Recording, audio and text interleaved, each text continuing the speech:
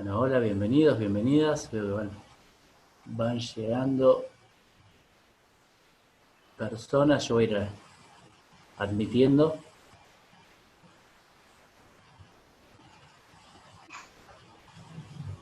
Bien, sí. Como les comenté, vamos a ir, si quieren, habilitan las cámaras, pero no el sonido.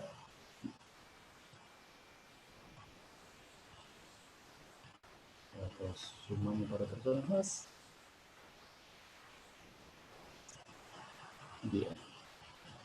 Bueno, si les parece, vamos empezando. Estamos hoy con una charla muy linda que a mí me gusta mucho y que estoy muy feliz que la podamos hacer. Bienvenidos a la charla que organiza el Centro Cultural Coreano, que se llama Celadón Coreano, la quinta esencia del espíritu de Oriente, que en esta oportunidad está a cargo de dos personas que saben mucho del tema, que son Natalia Roger y Paula Sabón.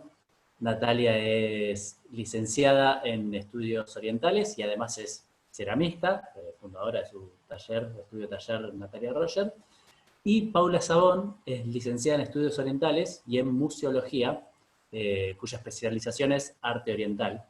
Así que hoy vamos a repasar, como saben, en el Centro Cultural Coreano tenemos toda una línea nueva que encaramos, que es CCC Arte Online, que es una forma más interactiva y digital de acercar contenidos artísticos y culturales a través de distintos soportes online.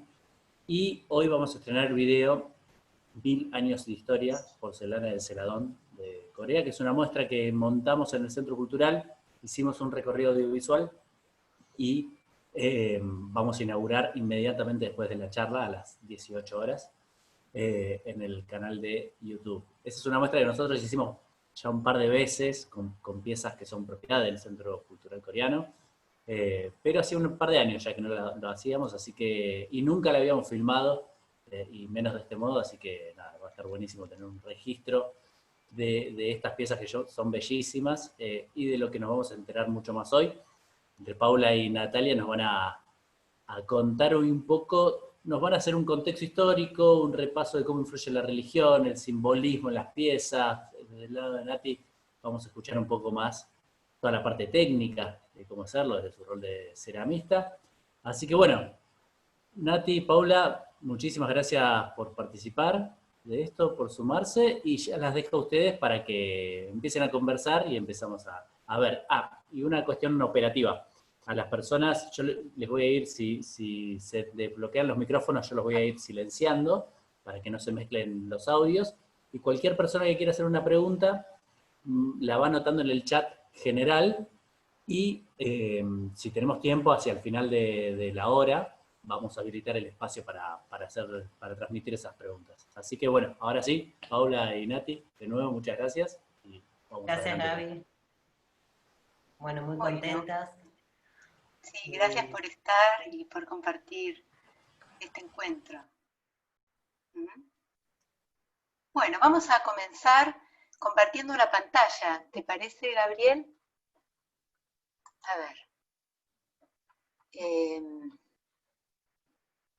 Un minutito que vamos a buscarla.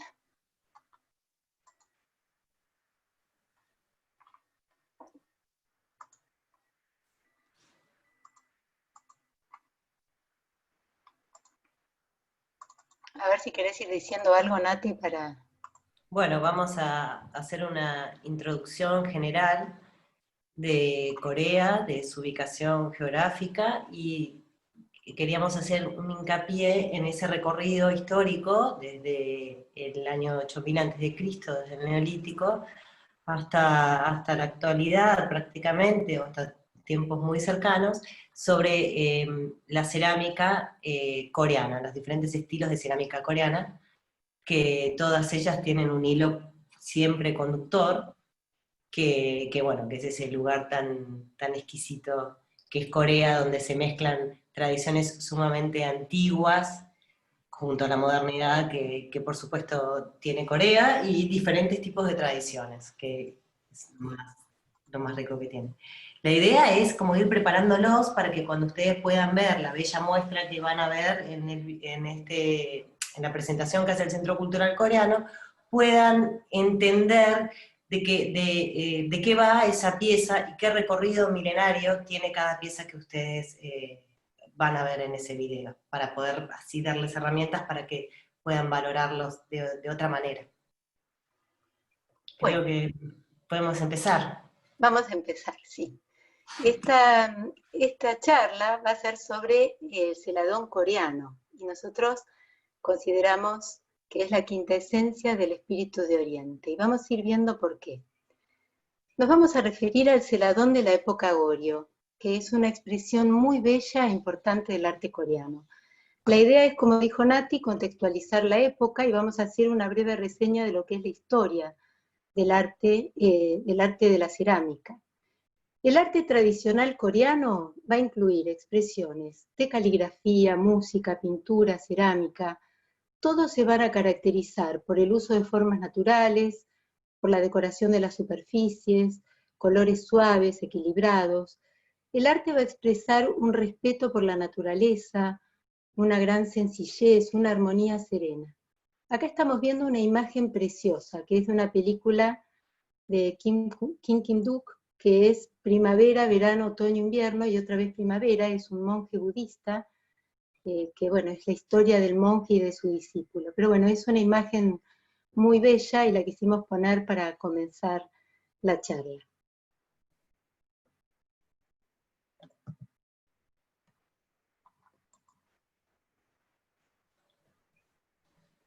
Tenemos que tener en cuenta en este mapa que la península de Corea ha sido tradicionalmente un centro de transmisión artística y cultural de Asia Oriental, muchas veces actuando como puente entre China y Japón, pero el protagonismo de Corea y su capacidad de innovación la diferencian claramente de sus países vecinos.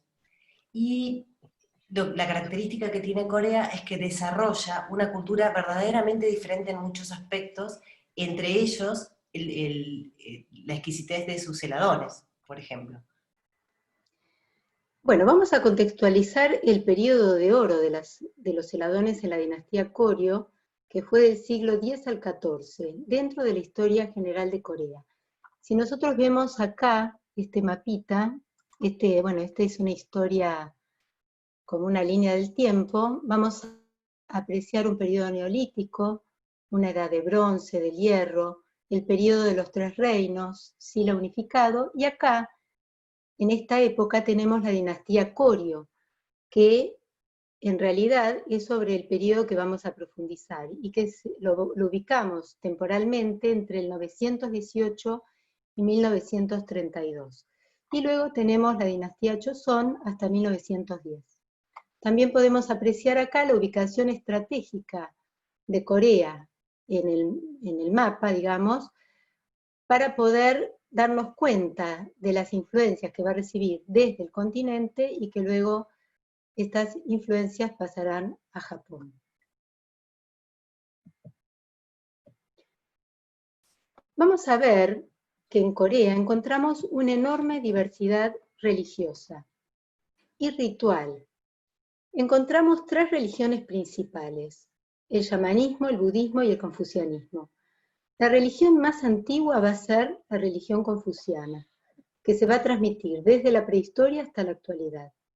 El budismo tiene su origen en la India y va a ingresar a Corea con elementos taoístas, porque se va a introducir desde China en el siglo IV, en la era de los tres reinos.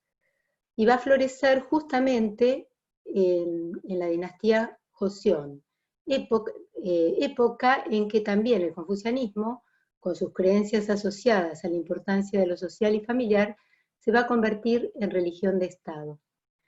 Acá tenemos tres imágenes, las tres son muy bellas. A la izquierda es la representación de un mudang, o sea, un chamán coreano en un ritual pintado durante la dinastía Joseon. Mudang es el término que se utiliza en coreano para referirse a los chamanes. Pueden ser hombres o mujeres, y ¿Cómo se alcanza el rango de chamán? Puede ser por la posesión directa de la divinidad o por herencia familiar. En la imagen central encontramos una figura de Buda en una gruta, que es la de Sokuram, que fue construida en el siglo VIII. Es muy interesante esta imagen porque es una gruta esculpida en la roca viva, es una imagen monumental, y encontramos la figura de Buda con los símbolos propios de la imagen, o sea, el drapeado de la túnica, las orejas largas, los caracolillos en la cabeza, el halo, y está haciendo un gesto que es poner la tierra por testigo, porque está tocando con la puntita de los dedos el suelo. Por eso nos damos cuenta que es Buda Sakyamuni, es el Buda que funda el budismo. Y a la izquierda, a la derecha, vamos a encontrar una imagen pintada de un erudito confuciano que está en un atuendo tradicional. Es el retrato de Kang Lo, que es un pintor y literato del siglo XVIII, y acá se puede apreciar algo de lo que nosotros no vamos a hablar en profundidad, pero es el arte del pincel, cómo está pintado el rostro con trazos lineales, con pinceladas muy delicadas. Vemos la firma, el sello del artista, y en el ángulo superior derecho se puede apreciar un texto, una caligrafía de un renombrado calígrafo de la época.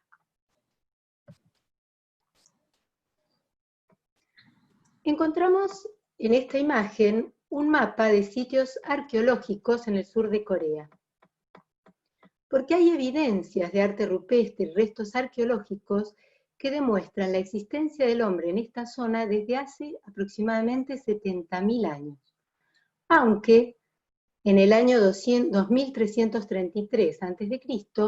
se sitúa, entre comillas, el comienzo de la historia de Corea, cuando Dangun, que es una figura mitológica, funda el primer reino, que se llama Gojoseon, la tierra de la calma matutina.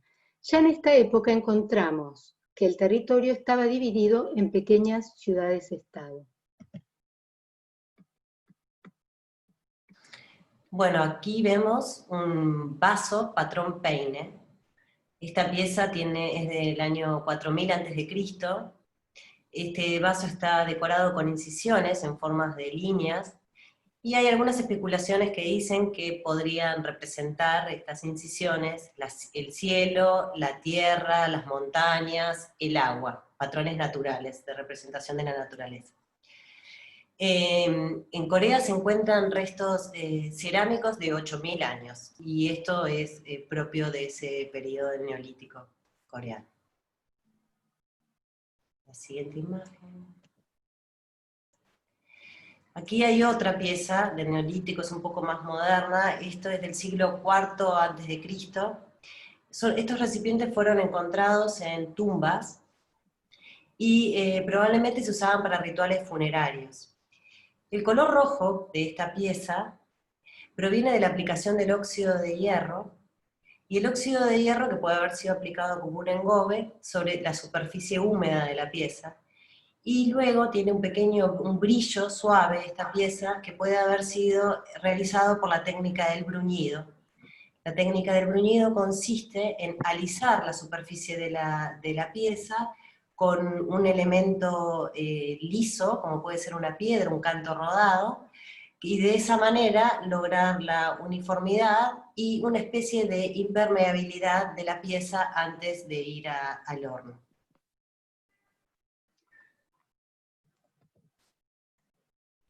Bueno, nos remontamos al siglo I a.C.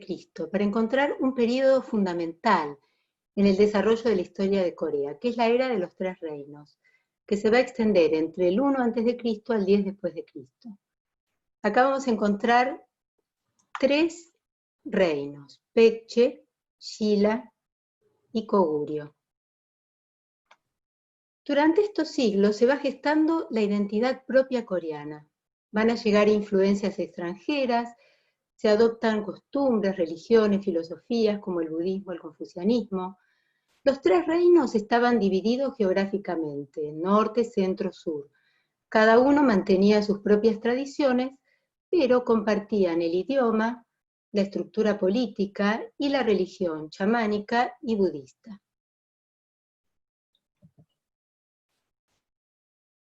En esta imagen, que es muy bella, es una vasija con forma de pájaro del siglo III, que se encontraron, bueno, estos tipos de recipientes, mayormente en cementerios, o sea que, y muchas veces de a pares, están obviamente asociados a la funebria.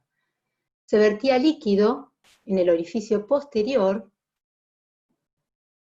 y fluía a través de la cola del ave.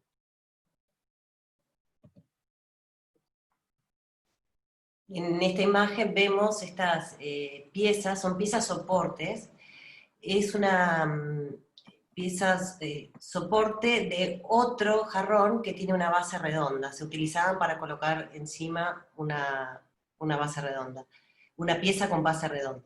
Estos fueron encontrados en tumbas también, podían tener uso doméstico, pero también rituales.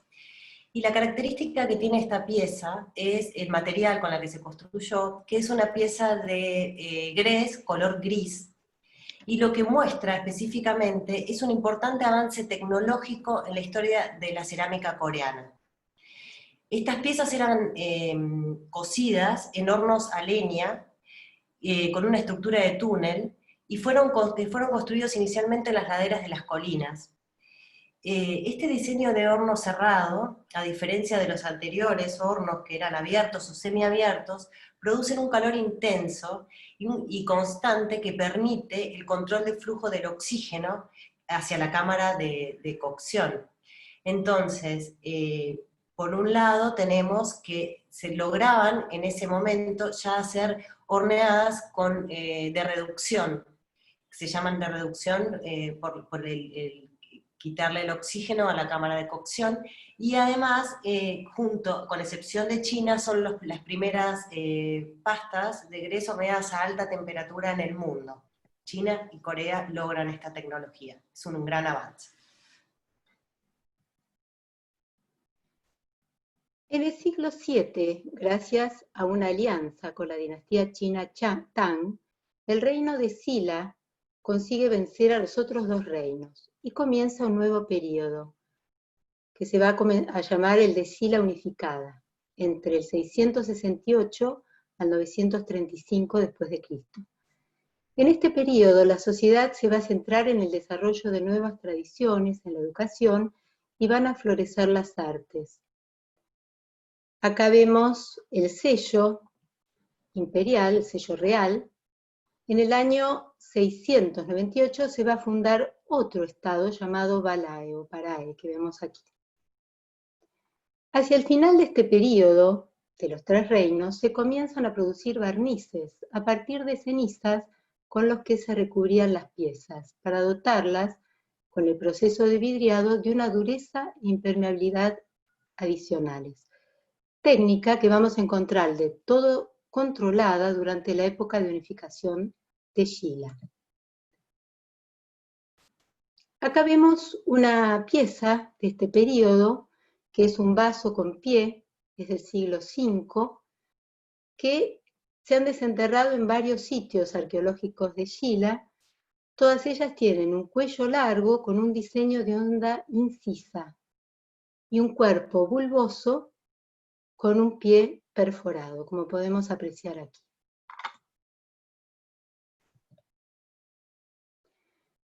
Luego llegamos a la dinastía Goryeo. La palabra Corea deriva del nombre de esta dinastía. Acá vemos el sello real y acá vemos al fundador de esta dinastía, que se llamaba Hwangjeon. Esta dinastía durará aproximadamente 500 años. Este es su retrato, también se lo conocía como rey Taejo. Se casa con una princesa de Silla, fue un líder justo que promovió el budismo y va a buscar alianzas y cooperación con los clanes locales. Durante este periodo hubo una sociedad muy avanzada para su tiempo, dividida en clases, comercio con China, el budismo y el confucianismo fueron religiones en boga, se imprimen textos búdicos, como el Tripitaka coreano, y son de esta época las preciosas cerámicas con la técnica de celadón, que hoy están expuestas en el Centro Cultural Coreano.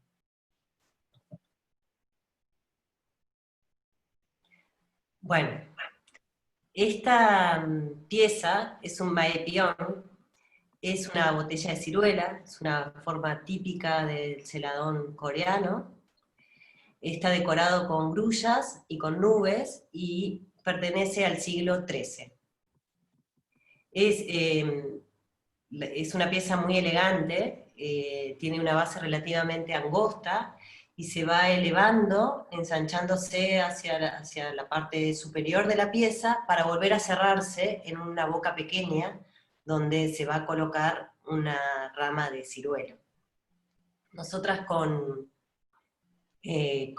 Paula hablábamos de la quinta esencia del celadón coreano. Viendo esta imagen, claramente eso se refleja. Que si bien el celadón en Corea es introducido por estrechos vínculos con la dinastía Song de China, en Corea adquiere un matiz sumamente especial. Es a eso a lo que nos referimos con la quinta esencia de la cerámica de Oriente. Es que el celadón de Corea transmite algo más de lo que se ve a simple vista. Es una especie de vibración que no es fácil de explicar, que por la sutileza de los esmaltes, por la forma en sí, en su conjunto. Un estudioso japonés decía que los colores dulcificados y matizados de los celadones coreanos le dan un encanto de melancolía. Y dice el maestro que cada vez que contemplo una pieza de cerámica de Corio, me parece alcanzar la nada, fuente de toda pureza, belleza y profundidad. Es un poco lo que a nosotras nos reflejaba esta muestra y estas piezas.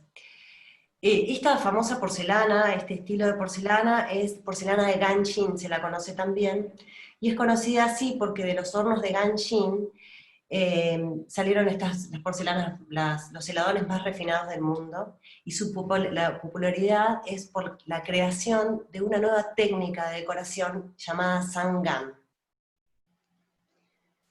Acá, en este precioso jarrón, bueno, vamos a analizar un poquito la simbología. Vemos acá unas grecas, unas grullas, unas nubes. Vamos a ver cómo las nubes aluden a la fecundidad, a la metamorfosis, a la búsqueda de la inmortalidad. Y la grulla es un símbolo de longevidad, de fidelidad y también de inmortalidad, y por su blancura alude a la pureza, y está asociada al ciruelo, que es un emblema de la primavera. Fíjense que estas botellas se utilizan para colocar una flor de ciruelo, que es un símbolo de la primavera. Pero también es un símbolo del invierno, porque florece en esa época, por lo que va a indicar la renovación, la juventud que está a punto de manifestarse. Un monje de la época Song compuso una obra entera sobre el ciruelo en flor, al que ve como un símbolo del universo. La flor de ciruelo también se va a referir a la inmortalidad porque los inmortales taoístas se alimentaban de la flor del ciruelo y porque va a ser el blasón de Lao Tse, que es el fundador del taoísmo. Es un símbolo de buen augurio.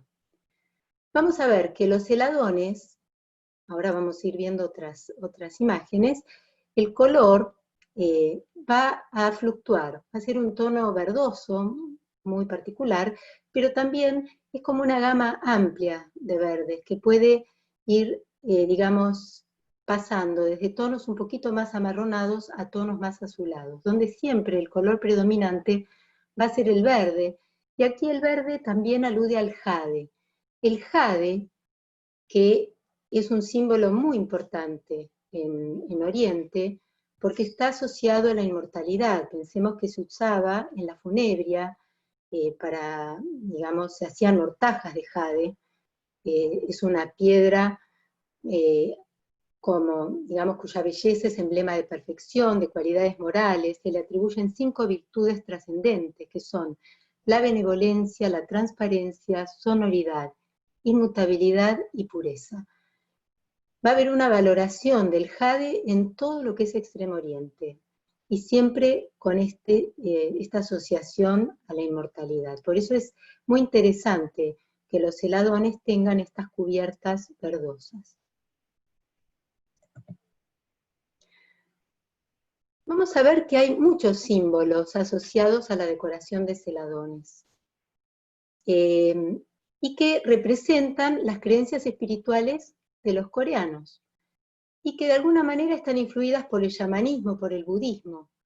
Los símbolos más utilizados son los que estamos viendo aquí. Vemos un círculo que está vinculado al sol, a la adoración, el loto, asociado al sol y a la misericordia de Buda, la peonía, vinculado a la riqueza, a la abundancia, el pato, que simboliza unión, apertura, felicidad, potencia vital, la grulla, que es la inmortalidad, los peces, que tienen que ver con la realización superior en el budismo, después vamos a ver un poquito más por qué, el tigre, que es guardián, el dragón, que tiene que ver con la potencia, el crisantemo, que es un símbolo de bienestar, y el pino, que tiene que ver con la realeza y la fidelidad. Vamos a ir analizando algunas de estas imágenes, que son muy hermosas, y profundizando un poquito en los diferentes símbolos. Esta que vemos aquí es una jarra en forma de calabaza, y si ustedes la miran bien, tiene aves acuáticas, juncos, es de principios del siglo XII.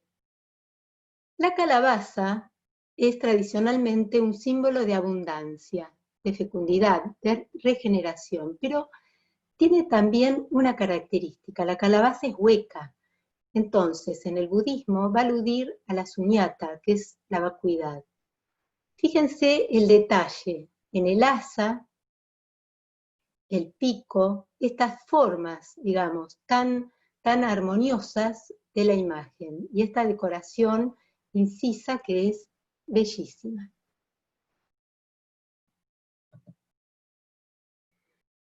Acá tenemos otra botella que está decorada con crisantemos y pétalos de loto. Es de finales del siglo XIII a XIV. Los patrones repetidos de flores de crisantemo que vemos acá se lograron mediante sellos. El crisantemo es una flor radiada, es un símbolo solar asociado a la longevidad. Y en la parte inferior podemos apreciar unos pétalos de loto. El loto alude a la naturaleza de Buda, es un símbolo de pureza y va a ser muy importante, digamos, como símbolo de la matriz o el origen del universo.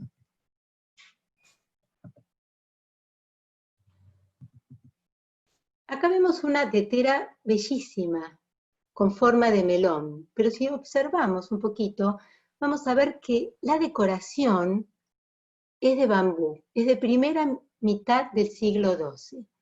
Acá podemos apreciar el preciosismo técnico, el naturalismo y la sofisticación conceptual al transformar un motivo cotidiano en un objeto funcional y estético.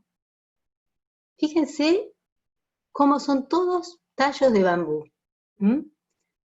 También en el pico, también en el asa. Es una hermosura. El bambú, junto con el pino y el ciruelo, son plantas de buen augurio.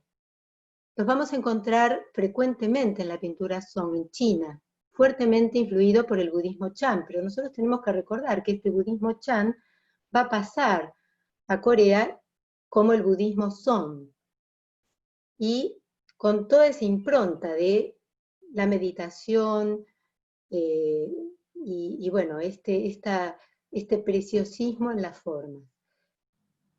El bambú, como símbolo, es valorado por su rectitud, por la perfección de su impulso hacia el cielo y por el vacío que vamos a encontrar en los entrenudos, que va a ser una alusión a la vacuidad budista. Por eso simboliza el bambú la meta del camino interior.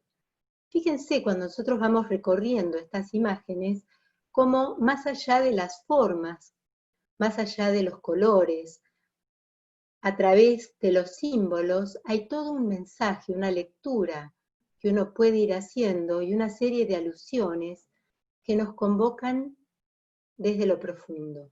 Y eso es una de las características que tiene el celadón coreano.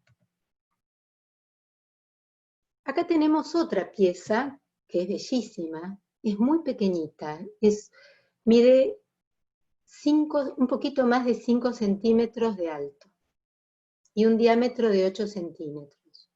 Es un perfumero.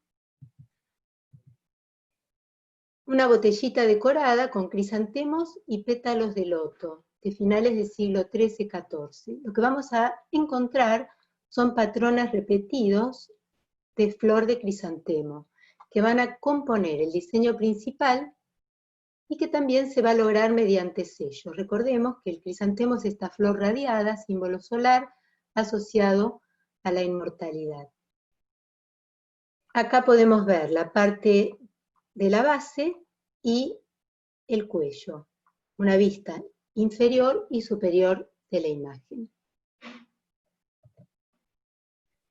Y esta es otra imagen muy interesante, donde encontramos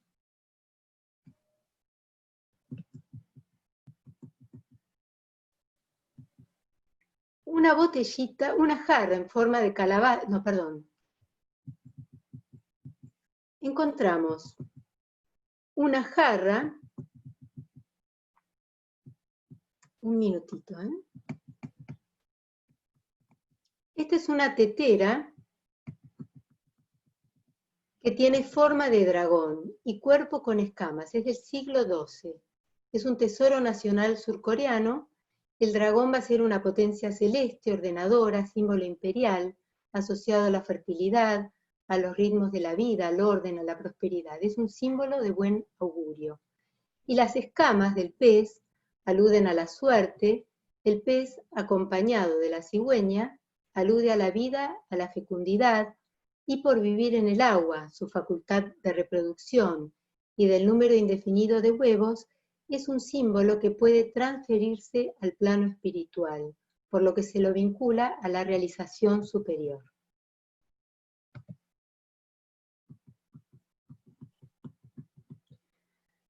Acá encontramos un incensario que tiene 3 partes. La tapa calada, de forma globosa, que es una esfera, que tiene un diseño geométrico que va a permitir el paso del humo. El cuerpo principal de la pieza, que tiene pétalos de loto, en el interior se quema el incienso, y después una base circular que está decorada también con hojas de loto y cuyas patas son 3 pequeños conejitos. Acá se combinan diferentes técnicas: incisión, talla en relieve, incrustación. Tenemos el simbolismo del loto como pureza, el tema de la esfera, que en Oriente está asociada a la perla.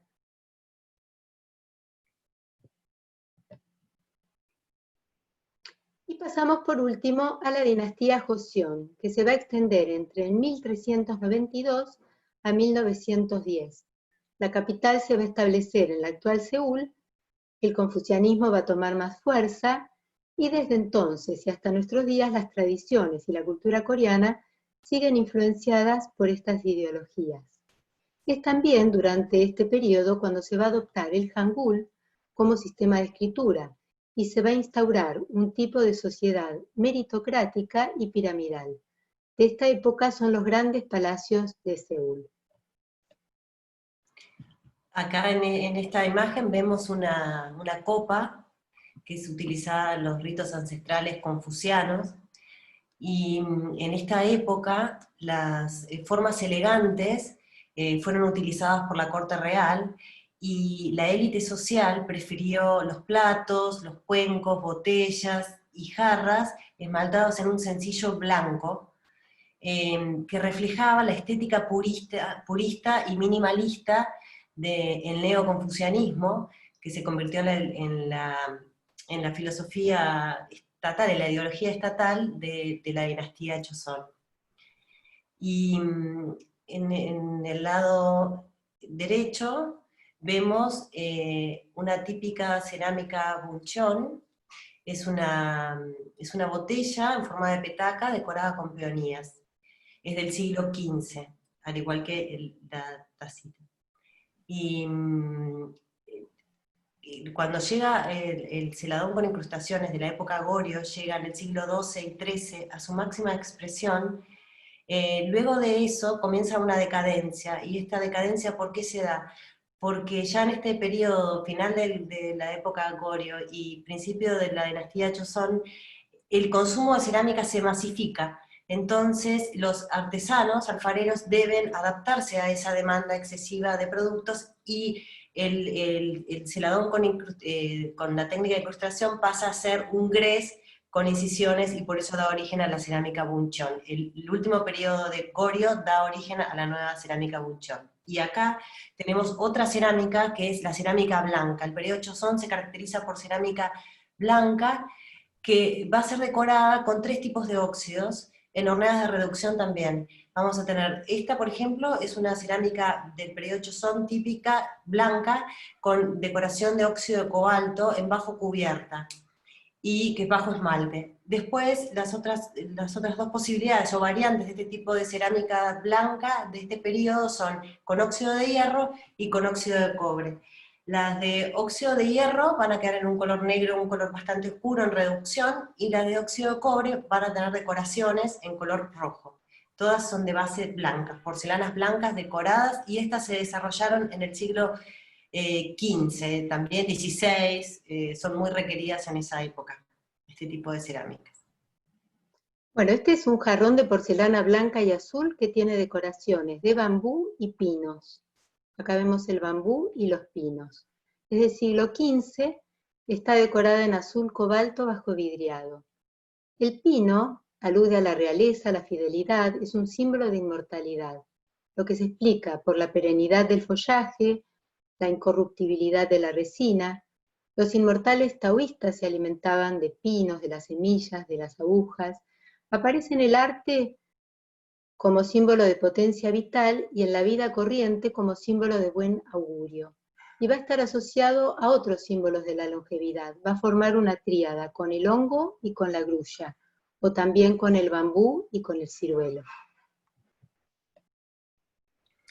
Bueno, y otra de las cerámicas características de este periodo son los jarrones luna. Son de una belleza exquisita que también refleja el espíritu coreano de una manera en la cerámica impresionante. Estos jarrones se desarrollan a finales del siglo XVII y principios del siglo XVIII. Y las características principales son ese color marfil, ese color blanco, y su gran tamaño. Estos jarrones son por lo general de un tamaño mayor a 40 centímetros, que en una pieza de cerámica es un tamaño muy grande, y de hecho la técnica por la cual se realizan estos jarrones queda demostrado que es por el gran tamaño. ¿Qué es lo que tiene esta pieza? Es una pieza circular, muy simple, realizada en porcelana a torno, y la única marca que tiene es una línea central del jarrón, que es donde el reflejo o la muestra de que ese jarrón fue unido en 2 partes. El alfarero modeló la parte de abajo y luego modela la parte de arriba, y esa imperfección queda marcada en estos jarrones de luna.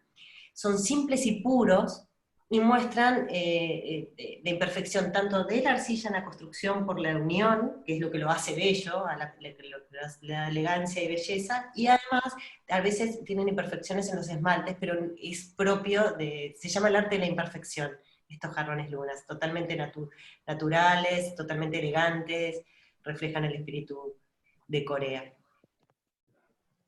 Acá hay 2, estos 2 son uno del Metropolitan Museo y el otro es del British, son los 2 jarrones que están expuestos ahora. Y acá es una foto muy bella, donde está Lucy Rie, que es una ceramista de origen austriaco, pero desarrolló toda su carrera en Inglaterra. Ahí ella está en su estudio en Londres, y se fotografió al lado de su jarrón Luna, que tiene más de 47 centímetros de altura, es un jarrón de la dinastía Joseon, como sabemos de este periodo, y la particularidad, la historia que tiene esta foto, se la sacó un gran fotógrafo, pero es que Bernard Leach, un gran ceramista británico, muy investigador de las técnicas orientales y muy amigo de Yoshi Hamada, un tesoro vivo japonés, y aparte involucrado en todo lo que es la cerámica oriental, lo compra en Seúl y se lo regala a Lucy Rie, su otra gran ceramista británica, Y bueno, ella lo tiene en su poder. Hoy ese museo hoy está en el Museo Británico, ese jarrón. Entonces es una camaradería y un amor entre ceramistas que saben lo que se están regalando y tuvieron la suerte de adquirir un jarrón Luna en Seúl y de 47 centímetros. Es una belleza esa pieza. Entonces queríamos compartir la unión con Occidente de este arte totalmente imperecedero que es la cerámica y la sutileza del mundo coreano. Bueno, una pregunta, Nati. Vamos a compartir ahora unos videos. Yo no sé cuáles querés compartir, porque quedan 15 minutos. Sí, que marcame. 15, que eran 18 minutos. Y no teníamos 16. Bueno, poné ya el primero. ¿El primero? Vamos a usar 5 videos muy cortos, son un documental de 1979, donde se muestra el trabajo de un tesoro vivo, un tesoro nacional vivo de Corea, que es el maestro Yu, que él es era especialista, falleció en el año 1993, pero en el año 1990 creó en Incheon un museo especializado en cerámica de Koryo, y muestra el trabajo en su taller. Entonces a través de ese video yo quería explicarles los elementos principales de la técnica de Samgang, que es la técnica propia de la porcelana de Ganshin, que son de estos heladones del periodo de Koryo, de la época de oro del celadón en Corea. Ahora, ahí está el maestro, estamos en el minuto 8, creo que tenemos el primero. Vamos a hacer unos recortes de este video para que, viendo a un gran maestro, un tesoro vivo, puedan ver cómo se hace eso. En este momento están en el taller y están trabajando. ¿Qué son esas montañas? Son kaolin. Están procesando el kaolin. La arcilla es un silicato de alúmina hidratado, en realidad surge de la descomposición de las rocas feldespáticas. El feldespato, después de 175 millones de años, se descompone y se convierte en kaolin. El kaolin es la base de la porcelana, es el elemento más puro y más fino.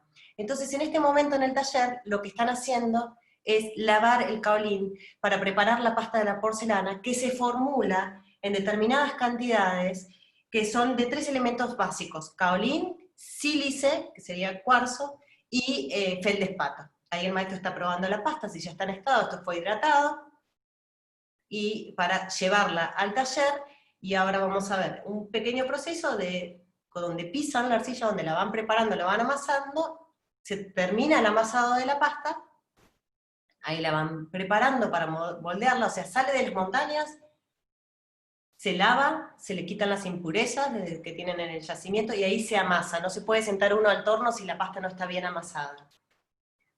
Ahora vamos a ver otra sección de este video, en la cual muestra cuando está torneando el maestro, en realidad yo creo que es el hijo del maestro, está torneando el típico jarrón Maebjörn, con una entrega absoluta, con una concentración máxima, como todo, porque es algo más que el hacer. En el hacer está el acto contemplativo en sí mismo, en este tipo de disciplinas desarrolladas al modo de Oriente. Ahí ya se retira del torno y se deja secar al estado de cuero, no mucho más, y se retornea. Ahí está retorneándole la base para darle una forma final. Y ya pasan a la sección de decoración. Esta decoración que van a mostrar acá es la típica de este tipo de celadones que vamos a ver en la muestra, y es la de la porcelana de Ganshin, la porcelana de Koryo. Ahí están marcando las incisiones con esas herramientas muy livianas para que el trazo sea liviano. El estado de la pasta no puede ser ni muy seco ni muy blando, si no está en un estado de cuero preciso. Cuando se realizan las incisiones con la herramienta, en lugar de que salga todo lo que sobra de la manera que está saliendo, se empasta. Entonces el diseño no es el mismo. Esa soltura del trazo se logra porque el estado de la pasta está en lo que nosotros le llamamos el estado de cuero. Y si está más seca, imagínense que todas esas nubes, esas ondas de esas nubes serían rígidas y duras. Ahora, luego que se hace todo el esgrafiado, vamos a seguir viendo, tienen patrones, ¿no? Como fíjense la herramienta, el movimiento que tienen, o sea, no solamente es dibujar un patrón. Acá está la segunda etapa de esta técnica, que es que con engobe, en este caso es un engobe de hierro por el color, se rellenan las incisiones que se realizaron primeramente. O sea, que se le coloca en el hueco que quedó de la incisión más arcilla, que es la misma composición que tiene el jarrón.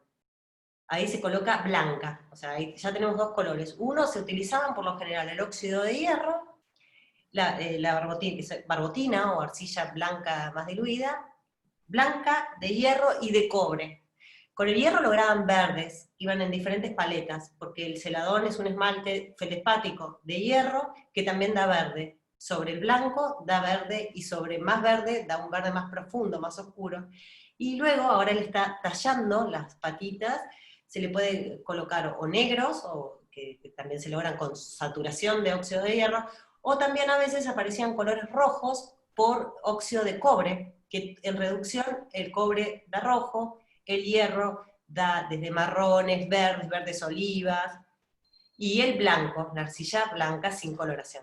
Retiran todo el exceso en la superficie, y la decoración que tienen estas piezas está dentro del cuerpo de la pieza, por eso vibran de otra manera. No está pintado ni a mano alzada, está dentro y es la misma pasta con color, con la que se decora inserto. El maestro lo que está haciendo en este momento es la técnica de calado. Los celadores de este periodo también se caracterizan por ser celadores calados, es un trabajo totalmente extremo y exquisito. Y la concentración, miren la concentración es un acto meditativo, es un acto contemplativo la realización de un oficio. Bueno, como lo dice Pablo en el arte de tiro con arco, Herrick. Bueno, acá, en este pedazo podemos ver, están en suma concentración, el maestro y los discípulos. ¿Qué están haciendo? Están formulando el esmalte. El esmalte es una formulación, y la característica son esmaltes feldespáticos que se cocinan en horneada de reducción con pequeñas cantidades de óxido de hierro. El óxido de hierro es marrón, pero va a quedar verde porque van a ser cocidos en atmósfera de reducción. La fórmula tiene que ser precisa, va del 0,3 de hierro, 0,5, no se puede pasar 1 gramo, medio gramo de ningún material, porque si no, no llega a la temperatura el esmalte, no madura, no se logra el color deseado.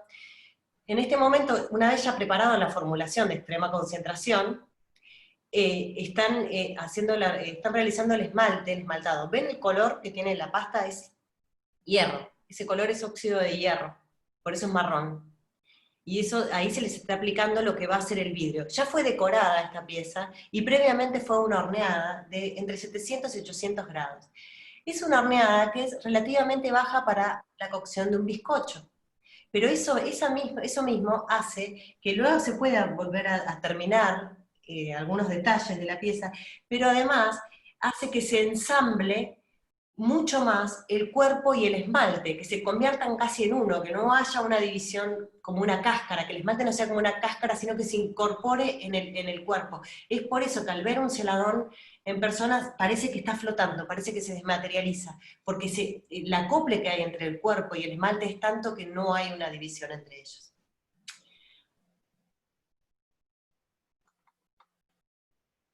Ahí se está secando los esmaltes, y ahí están cargando el horno.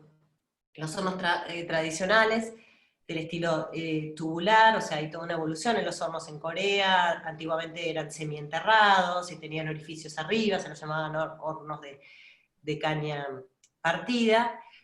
Básicamente son hornos tubulares que tienen una declinación de unos 30 centímetros en el piso para que el calor suba y puedan lograr las horneadas de reducción. Esa es la cantidad de leña que van a quemar, toneladas, queman durante muchísimas horas y dejan enfriar otras, y acá esto es exquisito, porque acá muestra cómo el maestro está haciendo su ritual antes de iniciar la horneada, porque es un momento sagrado, es el momento más importante del ceramista, y no es la voluntad del ceramista. Aquí interviene el fuego, e intervienen otro tipo de factores que hay que ser muy humildes y hay que entregarse como un acto religioso, porque es es el momento más sagrado de la cerámica, y el trabajo que se hizo durante muchísimo tiempo puede salir bien o no, ya no depende, ya no puede hacer nada más el ceramista, entrega a lo que el maestro fuego diga.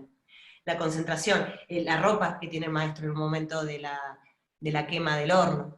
Son hornos muy grandes, se queman mucha cantidad de piezas y durante mucha cantidad de horas. Por lo general eran comunitarios en esos lugares. Hay muchísimos hornos muy antiguos que se encontraron en la región de Nanjing, pero no es en la única región que se han encontrado hornos. La hoguera, por lo general, en este tipo de hornos orientales de reducción, son horno dragón, también se llaman, los anagamas de los de Japón, que son evolucionados de los hornos de las laderas, realizados en las colinas. Las hogueras por lo general están en la parte de adelante del horno, y el calor sube. En China la última parte posterior del horno es más estrecha para que el calor circule con mucha más velocidad y se va a una chimenea grande, pero la investigación de todos estos pueblos de Extremo Oriente en cuanto a la quema ha sido el secreto de que sea la mejor cerámica de todo el mundo. La evolución más rápida que tuvieron de las altas temperaturas, miles de años después estuvo Europa detrás de los orientales en cuanto a eso, y además, por ejemplo, tenemos que tener en cuenta de que en periodos posteriores, el llevarse a la fuerza, y Hideyoshi a Japón, llevarse a ceramistas coreanos, por el gran conocimiento que estos tenían, el desarrollo de sus técnicas, para que transmitan las técnicas en la formación de empresas de porcelana en Corea. Por lo tanto, mucho de eso, mucho de la cultura de la investigación coreana queda plasmado todavía en Japón. Ahí se ven los colores, el maestro sabe por el color del fuego en qué temperatura se está horneando. Ya cuando el fuego es muy amarillo-blanco, es cuando está a 1300 grados, 1250, 1300 grados. Bueno, y esta es la última parte donde se hace la selección de las piezas, para que vean la perfección que tiene el celadón coreano. El maestro elige, y de todas las que horneó, vamos a ver, aunque sea hasta la primera, Paula, y ya largamos aquí. Esa, por ejemplo, no la elige, aunque debe ser una belleza, entonces con ese desapego se elimina, y por eso los maestros coreanos han tenido una continuidad milenaria y una calidad única en cerámica. Aunque nos duela, es así. Bueno, pasamos al otro videito. Sí. Es para que tengan una idea y entren en un clima de cómo se hace eso, que van a ver que es bellísimo. A ver, un minuto, ¿eh? Sí. Y acá lo veremos hasta donde dé. A ver. Este es el video de Ichon, Paula, ¿no?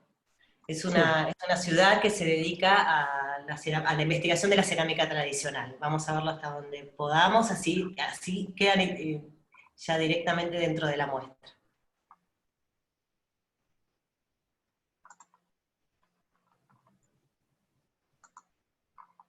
Son las cuestiones tecnológicas que ya va a salir. Bueno, acá. A ver, ya estamos. Sí, nos vamos a ir con ese video para que entren en clima y después ya vean esa calidad. ¿Ahora se ve? De celadores. ¿Se ve? No, no. A ver, espera. A ver. Igualmente esos videos los pueden buscar en YouTube posteriormente cuando termine la exposición, porque hay como 5 o 6 y son exquisitos y vale la pena verlos, porque Ichon es una ciudad que se dedica a la rehabilitación de las técnicas tradicionales de la cerámica coreana. Tiene muchísimos lugares, no solo de venta, sino que tiene museos. Este maestro del Tesoro Vivo fundó un museo especializado en cerámica de Corio, de antigua y actual. A ver, voy a intentar. Lo probamos muchas veces, pero bueno, es así, ¿no? Vamos a intentar y aparte va a dar hasta donde dé, porque el video que viene que se estrena después es muy bello. A ver. Ahora. Ahí está, los dejamos para que entren en el clima mágico y místico. ¿Y sonido no tiene, así? ¿Tiene sonido? No, no se escucha sonido. ¿No? Ay, lo habíamos logrado. A ver, esperen que lo comparto.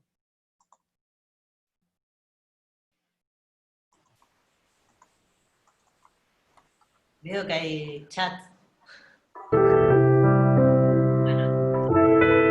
Ahora, el Sí, señor.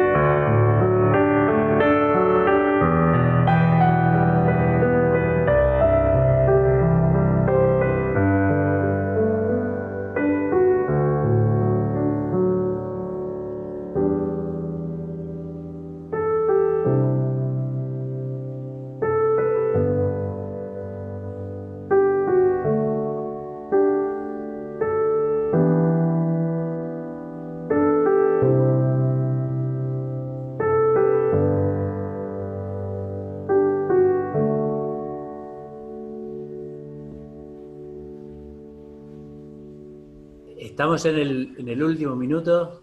Yo sé que el video sigue, vamos a dejar, pero ¿se escucha? Sí.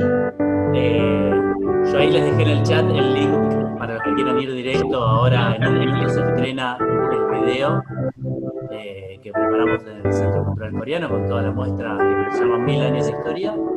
Así que la verdad buenísima la charla, aprendí un montón. Yo ya fui parte de hacer el video y he montado la muestra varias veces esta, pero aprendí muchísimo más ahora con ustedes. Así que me puedo quedar para las próximas oportunidades que podamos seguir montando esta muestra y otras relacionadas. Así que bueno, Nati y Paula, la verdad un lujo, lo disfruté mucho yo. La charla va a quedar también en YouTube, luego la vamos a subir.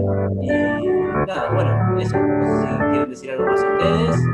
Por mi parte, súper agradecido a ustedes y a todos los que participaron. Ya nos vamos a ver. Ya sale la muestra. A ver lo bueno ahora. Chao. Bueno, entonces Tenemos acá.